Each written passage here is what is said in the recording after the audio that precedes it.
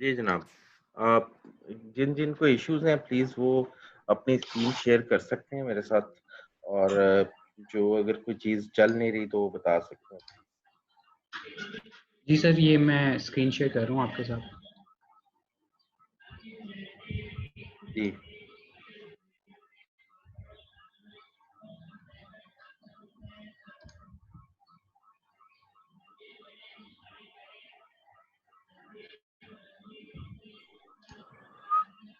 Sir ये इसकी यहाँ पे पोर्ट की अच्छा, सेटिंग आई है, ये देखें ये सेम नहीं हो टॉमकैट रही। 9 जो है ना ये रेड है। इसका मतलब है कि ये कॉन्फ़िगर नहीं है। ये यहाँ से आप कॉन्फ़िगर करें। मुझे इसके ना आप ज़रा वो दें, कंट्रोल दें। जी सर, कंट्रोल है आपके पास, मैंने दे दिए। सर ये आगे आ गया, आपके पॉपअप आ गया इसका टॉमकैट का। अच्छा जी, ठीक है। ये देखें यहाँ पे टॉमकैट होम, ये बाकी लोग भी ज़रा देखिएगा प्लीज़। तो ओके करें। ठीक है, ये यानी इसका मतलब अगर ये नहीं तो कॉन्फ़िगर पे जाएँ और टॉमकैट होम का मतलब है कि ये वाला पाथ आपने देना है। ओके कर दें इसे। तो ये जो रेड इश्यू था वो सॉर्ट आउट हो गया। उसके बाद अप्लाई कर दीजिए। और अब रन कर दें।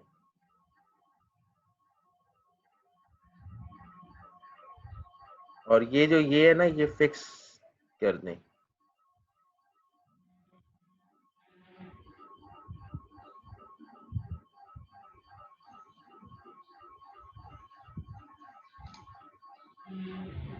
बाकी सर ये वही लोग पोर्ट का इशू आ गया। यार ये इसको देखें डिफेंडर, या डिफेंडर साहब तो नहीं कुछ कर रहे। एक मिनट ठहरिएगा।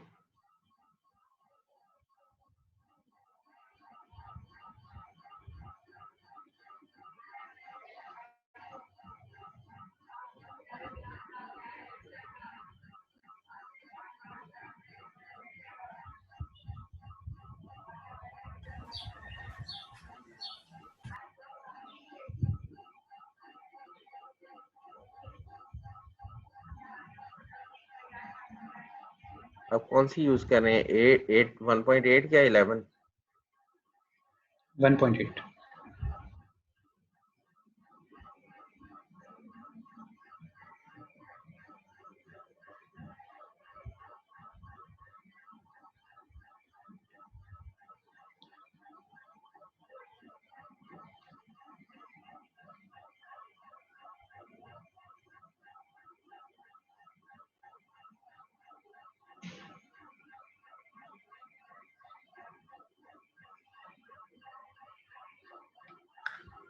अच्छा, यहाँ पे एक वो आ रहा होगा। लास्ट जो मेन्यू है वो देखें वो क्या आ रहा है। ये ऊपर जो लास्ट मेन्यू आ रहा है।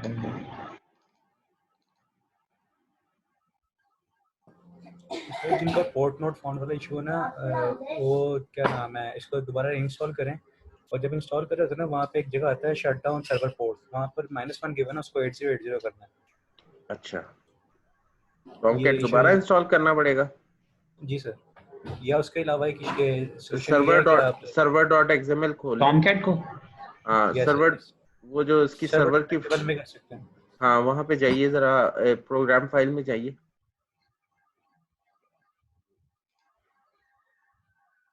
जी सर। प्रोग्राम फाइल में, program file.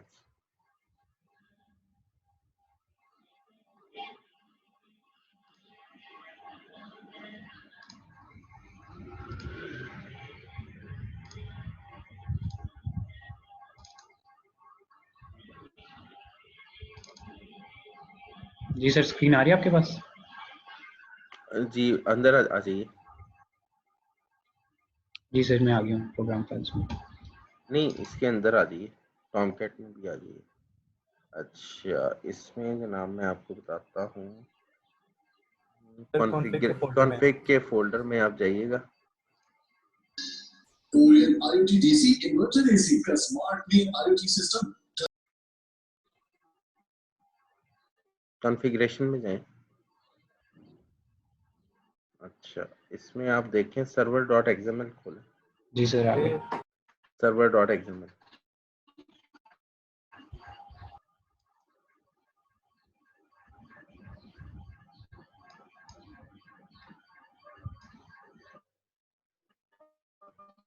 Server dot XML खोल लेना।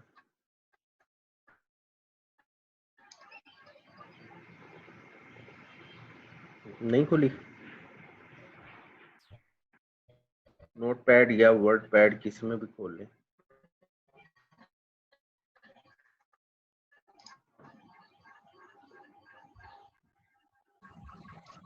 Yes sir.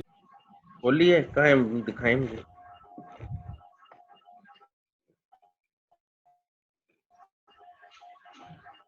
जी इसमें सर सर्च ये करें। स्क्रीन आ रही है आपको? हाँ जी आ गई है। इसमें सर्च करें, शट डाउन कैपिटल लिखें। सर ये सामने आ रहा है, server port is equal to -1, इसको 8080 करना है। हाँ कहाँ है लिखा हुआ? हाँ ये बिल्कुल -1 जो है ना, इसे 8080 कर बस। ठीक है, तो सेव करें। अब दोबारा चलाइएगा।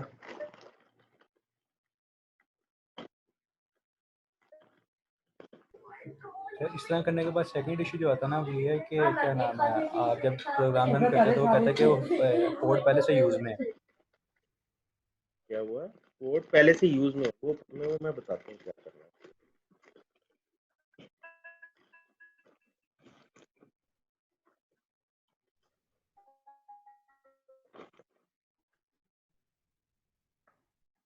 जी अभी क्या आ रहा है? Already in use. अच्छा इधर नीचे जो ट्रे है वो दिखाएं मुझे अपनी।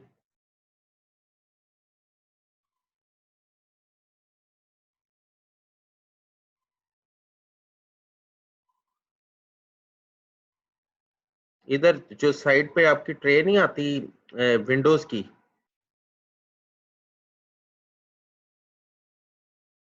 सर जी साइड पे देखें ना, जहाँ पे टाइम आ रहा होता है ना विंडोज का। Task bar. हाँ जी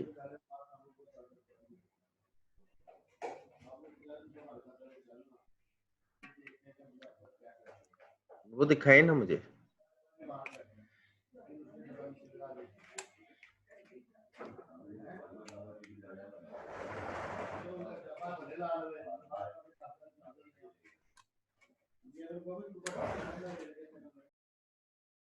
जी साथ साहब,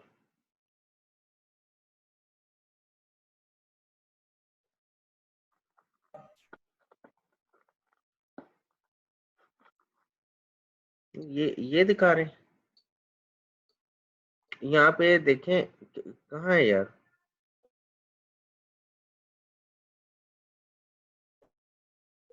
यार जो जहां पर टाइम आ रहा होता है ना, आप ये एरो क्लिक करते हैं तो ये इस तरह से पॉपअप खुल जा। हाँ जी ये देखें, ये चीज जो है ना इसे बंद करें। इसे आप करें स्टॉप सर्विस, हमेशा इसे स्टॉप रखना है। चलें अब चलाएं। सर सर्विस स्टॉप करके फिर वो कहता है कि आपका सर्वर डिस्कनेक्टेड है। अच्छा चलें अब चलाएं तो सही।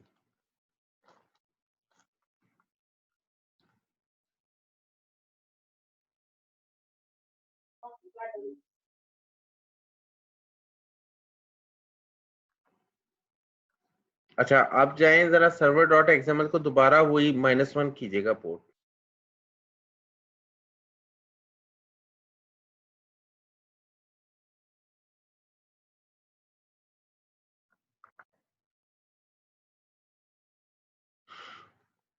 हाँ जी अब वही करें पोर्ट। ये इशू था एक्चुअली ना, वो नहीं था। बंद कर दें, वहीं पे जाएं साथ।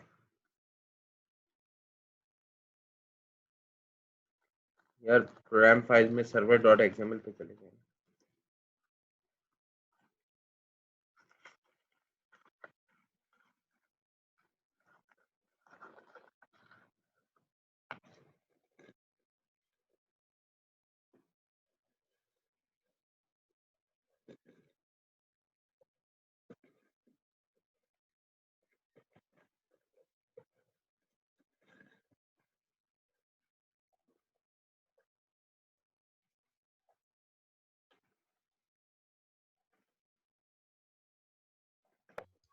सर ये मैंने चेंज कर दिया। दोबारा चलाइए।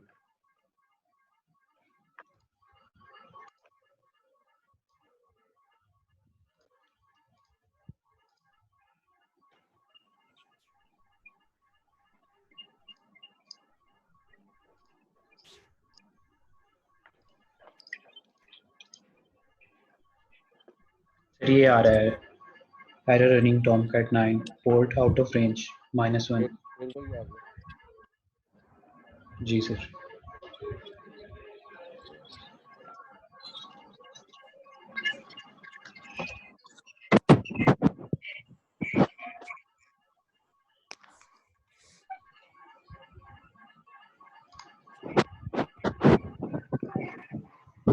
एरर बताइएगा, वापस उसे कन्वर्ट कीजिएगा।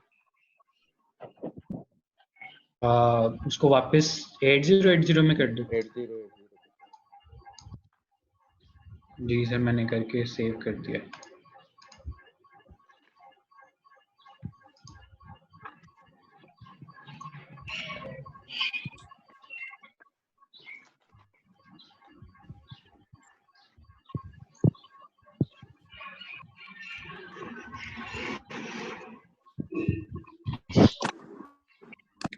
सर अब ये एरर आ रहा है application server was not connected before run configuration stop. अच्छा एक मिनट ठहरे, इसकी एडिट कॉन्फ़िगरेशन में जाएं जरा। सर कंट्रोल्स हैं आपके पास? नहीं मेरा ख्याल नहीं है। जी आप जाएं जरा।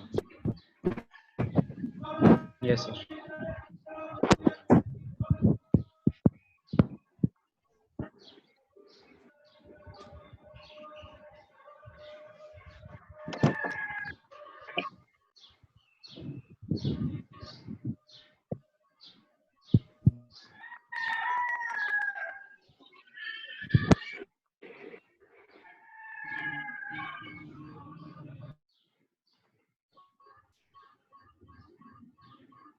क्लिक ही नहीं हो रहा यार।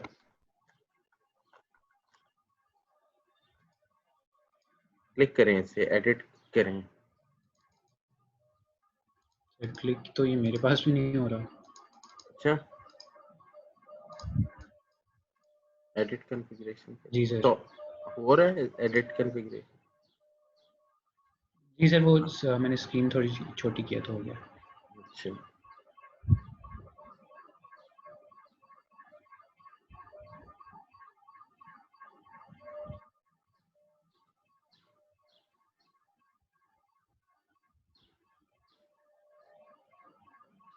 जी सर अब एक मिनट जी मैं देख लूँ।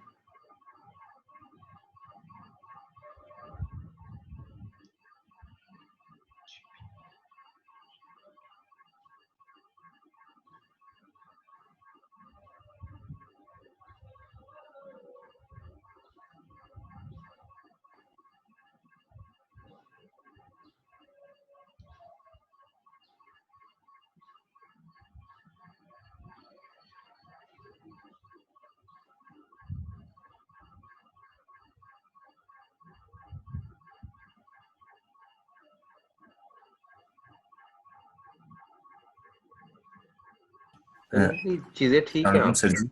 जी वालेकुम सलाम। सर मैंने आपसे ये पूछना था कि जो हमारे पास कम्युनिटी वर्जन है इंटेलिजे का, यहाँ ये इससे काम हो जाएगा ये हमारा या नहीं, नहीं? ये नहीं चलेगा, कम्युनिटी से काम नहीं इसके चलेगा। इस, इसके लिए फिर हमें अल्टीमेट का यूज़ करना पड़ेगा। अल्टीमेट पे जाना पड़ेगा, और अल्टीमेट ये अब इन्हें साज वगैरह से पता करें इन्होंने क्या किया है, अल्टीमेट कैसे लिया है, तो कर चलाएं आप भी ऐसे ही। ठीक है ठीक है सर। सर मेरा तो एक दोस्त था तो मैंने उससे ईमेल लेके तो मैंने इसे कर लिया, इसका लाइसेंस परचेज कर लिया था, ठीक है फ्री मिल गया था। सही है। अच्छा अब वो मैं पूछना ये चाह रहा था आपसे कि मुझे ये बताइए कि नहीं ये एनवायरनमेंट वेरिएबल नेम इधर मेरा ख्याल इशू आ रहा है, इसे डिलीट कर दें दोबारा। इधर स्टार्टअप पे जाइएगा, मैंने क्लिक किया था वो वापस कर दें, या इधर फिक्स से कर दें। आपके क्लिक नहीं हो रहा मेरे से, शायद आप ही करें।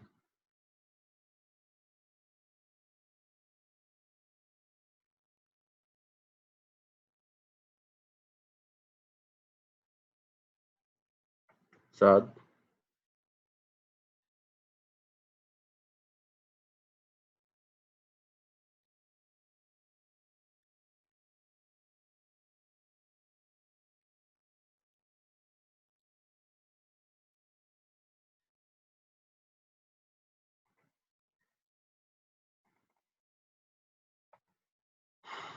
आप लोगों को, बाकी लोगों को आवाज आ रही है मेरी? जिस तरह जी सर। सर ये देखें बोल। बॉस मैं आज रिलेटिव पे आया हूँ इसलिए। अच्छा चलें जी, हम स्टार्ट करते हैं। तो इसमें है, बात कर रहे थे कि जावा की क्लास किस तरीके से आप जो है वो जेएसपी में इस्तेमाल कर सकते हैं। तो इसके लिए तरीकाकार क्या है, हम ये जावा की क्लास बनाएंगे और जेएसपी के ज़रिए जो है हम उसको इस्तेमाल करेंगे। टू डू लिस्ट का मतलब क्या है कि ये हमारे टास्क हैं और इनके ज़रिए हमने काम करना है। मैंने वो प्रोजेक्ट जो बनाया उसमें ये काम हो रहा है ऑलरेडी। तो मैं आपको सबसे पहले एसआरसी का फ़ोल्डर दिखाता हूँ। मैंने आपको बताया कि जावा का सोर्स कोड एसआरसी में जाएगा और जेएसपी सारी की सारी वेब में जाएंगी। एसआरसी में मैं कॉम एक पैकेज बनाया, फिर उसके अंदर टेक्नो, और टेक्नो के अंदर जेएसपी, जेएसपी के अंदर एक फंक्शन बनाया फन यूटिल्स के नाम से। ये अगर आप नोटिस करेंगे तो ये एक सिंपल क्लास है और इसके अंदर एक फंक्शन, वही जैसे हमने फंक्शन उधर बनाया था, ये फंक्शन बनाया public static string make it lower. इसमें स्ट्रिंग डाटा रिसीव होगा और वो डाटा जो है वो किस में कन्वर्ट हो जाएगा, लोअर केस डाटा में।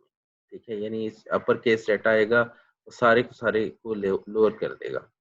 स्टैटिक रखने से क्या फायदा होगा, इधर सवाल है मेरा, प्लीज एक्सप्लेन करें। स्टैटिक सर में हमें इसका ऑब्जेक्ट नहीं बनाना क्लास पड़ेगा, का डायरेक्ट एक्सेस हो जाएगा। स्टैटिक करने से क्या होगा जी, प्लीज दोबारा बताइए। सर इसका ऑब्जेक्ट नहीं बनाना पड़ेगा, वो उसको हम डायरेक्ट क्लास का नाम देके एक्सेस कर लेंगे।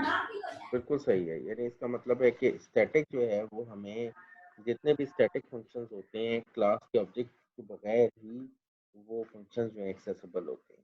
ठीक है, तो इसका मतलब हमें फंक्शंस का, क्लास का जो फंक्शन है उसका हमें ऑब्जेक्ट नहीं बनाना पड़ेगा और वो फंक्शन जो है वो क्लास के नाम के साथ एक्सेसिबल होगा।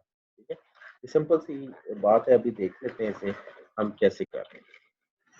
अच्छा, उसके बाद आप ज़रा देखें, ये एक सिंपल सा फंक्शन है। अब इसको मैं यूज़ करके देख रहा हूँ किसी इसमें से कोड में। मैं फन टेस्ट के नाम से, ये आप ज़रा देखिएगा कि ये एक फाइल है फन टेस्ट के नाम से। आप ज़रा देखें इधर प्लीज़। मैंने आपको बताया था कि आप इंपोर्ट कर सकते हैं जेएसपी पेज में। ये आपको विजिबल है मेरा मेरी स्क्रीन? जी विजिबल है? जी जी सर। सर। अच्छा, यस सर। आप जरा देखें। सबसे पहले मैंने एक टैग लगाया लेस देन और ये परसेंटेज और एट द रेट पेज, ये टैग है जेएसपी का। और इसके अंदर मैंने लिखा है इंपोर्ट। इंपोर्ट का मतलब इंक्लूड, जो सी प्लस प्लस में हम करते हैं। com.techno.jsp.funutils, ये मेरी वो क्लास है जो भी मैं आपको दिखा के आया, जिसके अंदर वो फंक्शन पड़ा है मेक इट लोअर।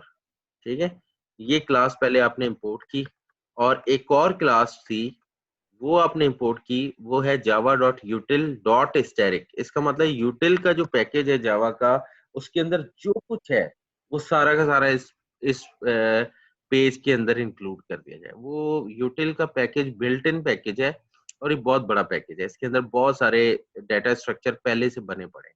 ठीक है, अच्छा अब ये जरा देखें HTML और इसके बाद बॉडी। सबसे ऊपर ये हेडर हम इंक्लूड कर चुके हैं ताकि हम अब ये क्लास और इसके अंदर यूटिल के अंदर जितनी क्लासेस हैं उनको यहाँ इस्तेमाल करें। उसके बाद एक पैराग्राफ लिखा, लेट्स हैव सम फन। और आप जरा देखें फन यूटिल्स डॉट मेक। अब मैंने आपको बताया था कि जिस फंक्शन को आप स्टैटिक करते हैं उस फंक्शन को इस्तेमाल करने के लिए सिर्फ क्लास का नाम लिखना पड़ता है। अदरवाइज अगर मैं स्टैटिक ना लिखता इसे तो फन यूटिल्स का मुझे ऑब्जेक्ट बनाना पड़ता है यहाँ पे, और फिर मैं मेक इट लोअर को यूज करता। लेकिन स्टैटिक रखने की वजह से क्लास का नाम, आगे फंक्शन का नाम, और डबल कोट्स में अपर केस लिखा वेलकम टू जावा, तो ये इसे क्या कर देगा स्मॉल केस में वेलकम टू जावा। तो लेट्स हैव सम फन, एक अपर केस स्ट्रिंग भेजने और ये उसको क्या बना देगा लोअर केस में, मेक इट लोअर। उसके बाद ये आप जरा देखिए स्क्रिप्टलेट लिखा है मैंने, स्क्रिप्टलेट के अंदर जावा का कोड लिख सकते हैं। अब सबसे पहले मैंने एक डाटा स्ट्रक्चर बनाया और उसका नाम था लिस्ट। लिस्ट एक डाटा स्ट्रक्चर है और ये मैंने इसकी टेम्पलेटिंग बता दी, यानी इसका मतलब है कि लिस्ट में क्या पड़ा होगा, स्ट्रिंग के ऑब्जेक्ट्स पड़े होंगे। ये अरे लिस्ट है, ये हमने उसको कंस्ट्रक्ट कर लिया, यानी इसका ऑब्जेक्ट बना दिया। अरे लिस्ट में ऐड कर रहे हैं पहला स्ट्रिंग, फिर दूसरा स्ट्रिंग, फिर तीसरा स्ट्रिंग, फिर चौथा और फिर पांचवा स्ट्रिंग। तो इसमें पहले इंडेक्स पे हेलो पड़ा है, दूसरे इंडेक्स पे वेलकम पड़ा है, तीसरे इंडेक्स पे टू पड़ा है, चौथे इंडेक्स पे जावा पड़ा है, पांचवें इंडेक्स पे वेलकम टू पाकिस्तान। ठीक है, अब ये स्क्रिप्टलेट यहाँ खत्म हो गया, इसका मतलब जावा का कोड यहाँ खत्म हो गया। अब यहाँ पर आप पैराग्राफ लगाए, let's have some fun through loop. अब हम लूप इस्तेमाल करके कुछ चीजें जावा की देखना चाह रहे हैं।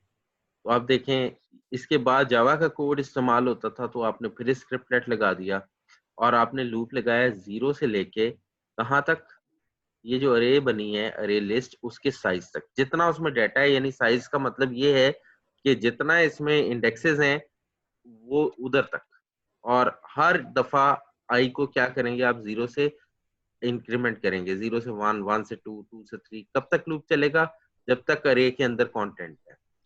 आप करेंगे क्या, आउटपुट करेंगे fun utils dot make it lower, और ये फंक्शन कॉल करेंगे फन यूटिल का जो हर स्ट्रिंग को लोअर केस करेगा। और डाटा कहाँ से आ रहा है, अरे लिस्ट डॉट गेट आई। अब आई की वैल्यू 0 है तो 0 पे क्या पड़ा हुआ है, ये वाला हेलो, तो ये हेलो इसमें गया तो ये स्मॉल केस बन गया, फिर कॉमा, फिर आई प्लस प्लस हुआ तो अगली दफा वेलकम अपर केस, वो आपका आउटपुट हो गया स्मॉल केस में, फिर कॉमा, और फिर टू स्मॉल में, फिर जावा, फिर वेलकम टू पाकिस्तान। ये सारा काम होता रहेगा लूप में, और फिर ये लूप एंड होगा और उसके बाद ये बॉडी और HTML। ये मैं अब आपको जरा दिखाता हूँ, ये fun dash test dot JSP चला जरा देखिएगा।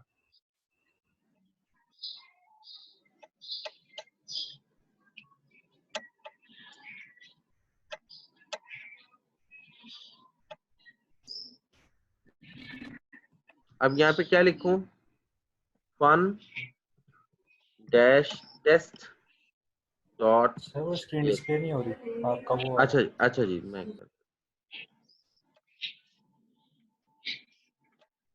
अब आ रही है जी, fun dash test dot JSP। ये आप जरा देखें, let's have some fun welcome to Java. ये वेलकम टू जावा आपने जो था ये अपर केस में भेजा था, ये उसने लोअर में। Let's have some fun through loop hello comma welcome to Java and welcome to Pakistan. ये आप जरा देखिए। तो आप जरा गौर करें कि ये जो फन वाला पार्ट है, यानी जो इसमें बेहतर पार्ट है वो ये था इस कोड में कि आपने वो डिक्लेरेशन का फोल्डर जो टैग है वो यहाँ नहीं लगाया, बल्कि आपने वो सारा का सारा जो है ये इस फंक्शन के अंदर किया हुआ है। और ये फंक्शन जो है ये फन यूटिल की क्लास में, आपने JSP पेज में इस क्लास को इंपोर्ट किया और इसका इस्तेमाल किया। ये असल पॉइंट है कि आपने मिनिमाइज करना है अपने स्क्रिप्टलेट्स को और डिक्लेरेशंस को, कि किसी तरीके से वो मिनिमाइज रहें और इतना ज्यादा उनका यूजेज ना हो। यहाँ तक कोई इशू जी, कोई इशू, नो कोई प्रॉब्लम? अच्छा चलें,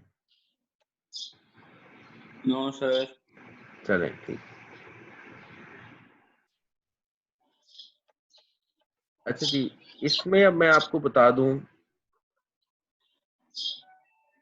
JSP के बिल्ट इन सर्वर ऑब्जेक्ट्स कौन से हैं?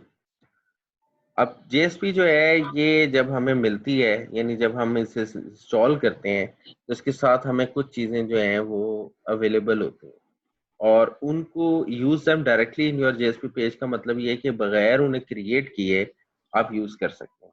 इसकी एग्जांपल ऐसे है, जब आप C++ में पहला प्रोग्राम लिखते हैं तो आपको C आउट और C इन जो हैं ये फ्री ऑब्जेक्ट्स हैं जो पहले से पड़े मिलते हैं और आप उनको इस्तेमाल करते हैं। आपको कभी C आउट और C इन को क्रिएट नहीं करना पड़ा, तो ये पहले से मौजूद हैं और इनको आप डायरेक्टली इस्तेमाल कर सकते हैं।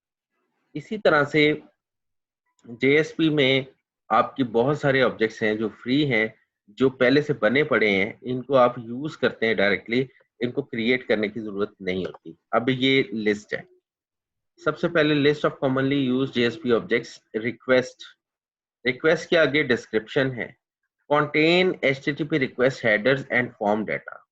तो रिक्वेस्ट क्या है, जैसे अभी आप देख रहे थे कि मैं local host colon 8080 slash project का नाम स्लैश आगे जो है मैं रूट के आगे जो है वो मैं लिख रहा था fun-test.jsp। तो जब मैंने ये URL लिखा तो it will translate into request object.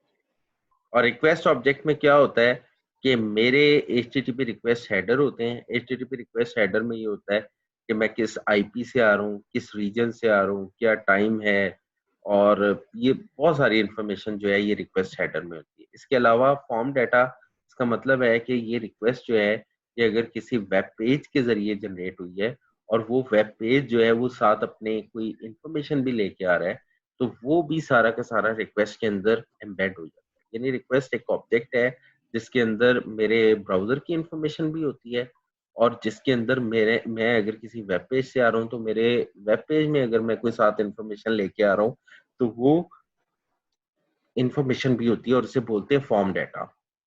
Response क्या होता है, जब HTTP रिक्वेस्ट जो है वो रिसीव हो जाती है सर्वर पे, तो सर्वर के अंदर ये कैपेबिलिटी होती है। सर्वर का लफ्ज जब मैं इस्तेमाल कर रहा हूँ तो इधर टॉमकैट लिखा जाएगा उससे। तो सर्वर जो है जब उसके पास HTTP रिक्वेस्ट रिसीव हो जाती है तो वो रिक्वेस्ट जो है वो रिसीव होने के बाद सर्वर जो है उसे प्रोसेस करता है और प्रोसेस करने के बाद जो है उसका रिस्पॉन्स जनरेट करता है। रिस्पॉन्स जनरेट करने का मतलब ये है कि रिस्पॉन्स हमेशा याद रखिएगा कि वो HTML फॉर्म में होगा। तो वो जो भी आपने कोड लिखा हुआ है, जावा का कोड लिखा हुआ है, JSP का कोड लिखा हुआ है या कुछ और लिखा हुआ है या SQL लिखी हुई है या जो भी, तो वो उन तमाम को रिस्पॉन्स करने से पहले प्रोसेस करेगा। प्रोसेस करने के बाद उसको कन्वर्ट करेगा इनटू HTML फॉर्म और HTML फॉर्म में कन्वर्ट करने के बाद वो रिस्पॉन्स ऑब्जेक्ट के अंदर रख के वापस उसी ब्राउजर को भेज देगा जहां से वो रिक्वेस्ट आई। और जैसे ही ब्राउजर के पास वो रिस्पॉन्स आएगा तो रिस्पॉन्स को वो रीड करेगा तो उसे पता लगेगा कि सारा HTML है। तो ब्राउजर में सिर्फ यही कैपेबिलिटी होती है कि वो HTML को प्रोसेस करने के काबिल हो। अच्छा, हमारा सेशन फिर एक्सपायर होगा तो उससे प्लीज जरा दोबारा से रिकनेक्ट कर लीजिएगा। तो याद रखिएगा कि वो रिस्पॉन्स जो है वो HTML फॉर्म में होता है। HTML फॉर्म जो है वो प्रोसेस करने की कैपेबिलिटी जो है वो ब्राउज़र में होती है और वो ब्राउज़र जो है उस HTML फॉर्म को प्रोसेस कर सकता है। उसके बाद है आउट का object. Out dot print line आप यूज़ कर रहे हैं तो ये एक्चुअली ये JSP राइटर जो है ये एक क्लास है और इसका बेसिक मकसद ये होता है कि जो भी आप डबल कोट्स में आउट का ऑब्जेक्ट है उसके प्रिंट लाइन फंक्शन के अंदर जो कुछ आप डबल कोट्स में पास करें, ये JSP राइटर की क्लास जो है ये उसको रिस्पॉन्स का हिस्सा बना देती है। यानी रिस्पॉन्स का मतलब क्या है कि HTML पेज के अंदर उसे HTML फॉर्मेट में कन्वर्ट कर देती है। अच्छा, उसके बाद है सेशन। सेशन ये है, अब एक सवाल है मेरा आप लोगों से ताकि आप लोग जरा इसको मुझे एक्सप्लेन कर सकें कि HTTP एक सेशन यानी HTTP जो है स्टेटलेस प्रोटोकॉल है या स्टेटफुल प्रोटोकॉल है? प्लीज जरा बताइएगा इसके बारे में। सर क्वेश्चन फिर रिपीट कर दें, आपकी आवाज़ कट गई थी। मैंने कहा है कि जो HTTP प्रोटोकॉल है ये स्टेटलेस प्रोटोकॉल है या स्टेटफुल प्रोटोकॉल?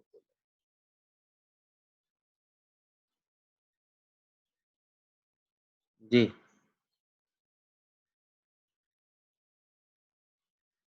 जी जनाब, स्टेटलेस या स्टेटफुल। इसका आइडिया नहीं है, इसका आइडिया नहीं फिर है कोई स्टेटलेस। प्रोटोकॉल्स वगैरह। हमजा आप कह रहे हैं इसका आइडिया नहीं है, और साद आपने क्या कहा है? साद आपने क्या कहा है? फिर स्टेटलेस है। स्टेटलेस है। स्टेटलेस होता क्या है, चलें ये जरा बता दें, बाकियों को बात समझ आ जाए ना।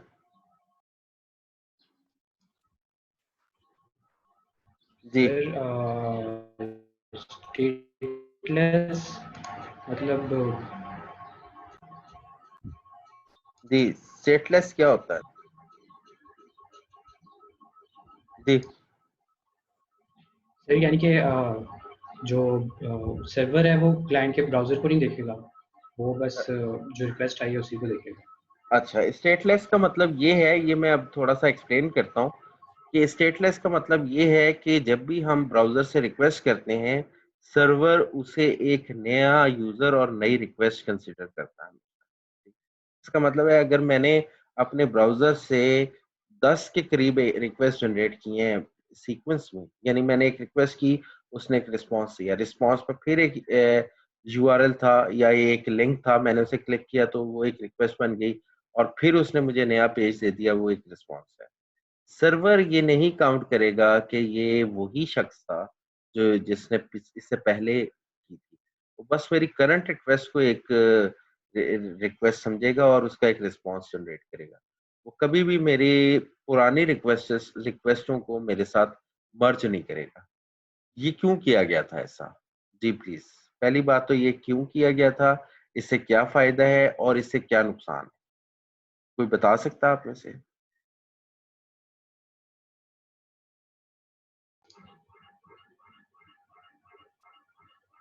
सर जी सेम आईपी से वो ना आते रहे, लोग बार बार ना आते रहे, इस नहीं वजह नहीं से इसको करने के लिए। नहीं, इसका ये तो देखिए ना, अब स्टेटलेस ना होने की वजह से, स्टेटलेस या स्टेटलेस सॉरी स्टेटलेस होने की वजह से जो सेशन मैनेजमेंट है वो सर्वर पे होती नहीं है। मतलब अब जैसे फर्ज करें मैं ई कॉमर्स साइट पे गया हूँ, मैंने एक फोन सेलेक्ट किया, उसी वक्त कोई और शख्स बैठा हुआ था और उसने भी एक फोन सेलेक्ट किया।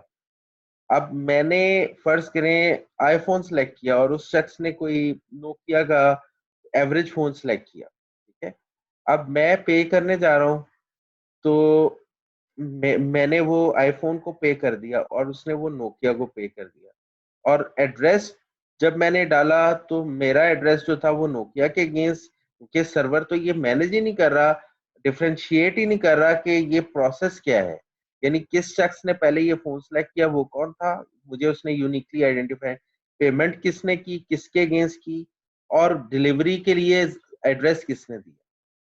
तो जब सर्वर एचटीटीपी बेस ये काम मैनेज ही नहीं कर रहा, तो किसी की चीज किसी को और किसी की पेमेंट किसी को किसी चीज के अगेंस्ट हो सकती है, ये सब पॉसिबिलिटीज। तो स्टेटलेस होना जो है ये काफी कंफ्यूजिंग और प्रॉब्लमेटिक हो सकता है अगर एचटीटीपी प्रोटोकॉल स्टेटलेस है।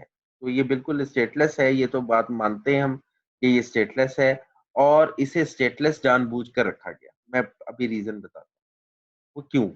इसलिए इसे जानबूझ के स्टेटलेस रखा गया कि अगर सर्वर मेरी तमाम रिक्वेस्ट पूरा दिन जो मैं कर रहा हूँ उनका हिसाब किताब रखना शुरू कर दे, तो सर्वर पे मेरे लॉग्स और मेरी जो ऑब्जेक्ट्स हैं उनकी एक बहुत बड़ी या बड़ा हैवी किस्म का ऑब्जेक्ट बिल्ड होना शुरू।